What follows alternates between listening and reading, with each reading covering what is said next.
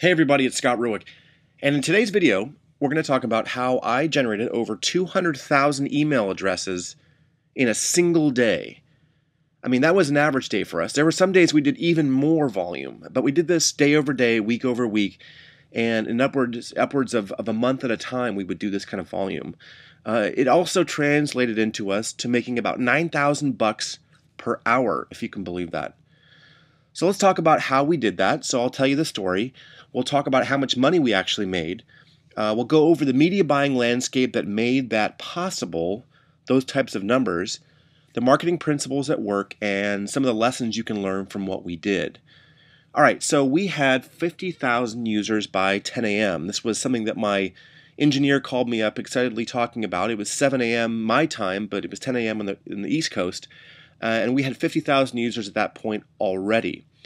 So we really did this on the backs of Shrek. We were giving away a free DVD for people to sign up for our offer.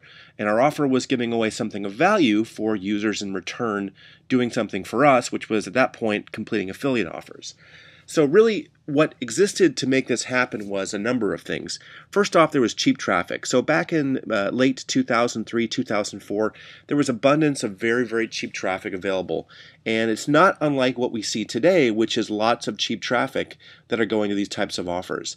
We had lots of help from affiliate networks. So the affiliate networks were promoting our offer, and we got a lot of smaller to mid-size affiliates that worked together to make our offer work at high volumes. Lots of paid traffic. So we were doing a lot of media buying on sources like MSN, Yahoo, and AOL that made this possible as well. As you can imagine, our servers were on overload. We were cranking away at our servers and really pushing them to their limits, but we made sure that we had the capacity to kind of handle this kind of volume. So on that day, we generated over 200,000 email addresses. You can actually see the number there, 200,001, 432 email addresses, which is amazing. 200,000 email addresses in a single day is unheard of these days. All right, so here are some of the economics. Here's how much money we made. So on average, it cost me about 80 cents to acquire each email address that I got. I know it's a ton of money, but when you have a positive ROI, you're willing to spend that kind of money to make more money, actually. So on average, I spent about 80 cents. I made on average about $1.25 per email address. So you can skip down and see the math there. It cost me about $161,000 for a single day in traffic. But I generated over $251,790 in revenue for a total profit of over $90,000 in a single day. And mind you, we were doing this day in and day out on all kinds of traffic, and this was a relatively routine day for us, but we had figured out a system that could drive lots of volume and make money. All right, so the media buying landscape that existed was as follows. There was a lot of cheap traffic. We got the help from affiliate networks. There was lots of display traffic that we were buying on a CPM basis that was relatively cheap, given the fact that we had some really high compelling creative that people clicked on. And we obviously used paid media. We didn't use any of the SEO, article marketing, that type of thing.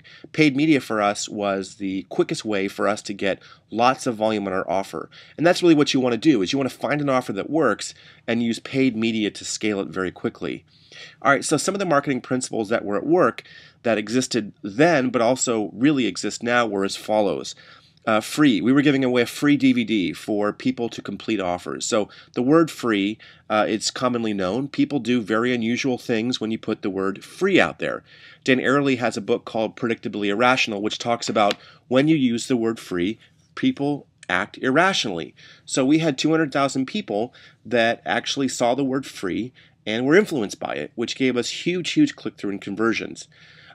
Easy. The offer's got to be easy. So we laid it out pretty simple. If you want to get a free DVD, all you have to do is complete one offer. Complete a credit card application or get accepted through Netflix or something along those lines. So we made the offer very easy, and that's a huge marketing principle.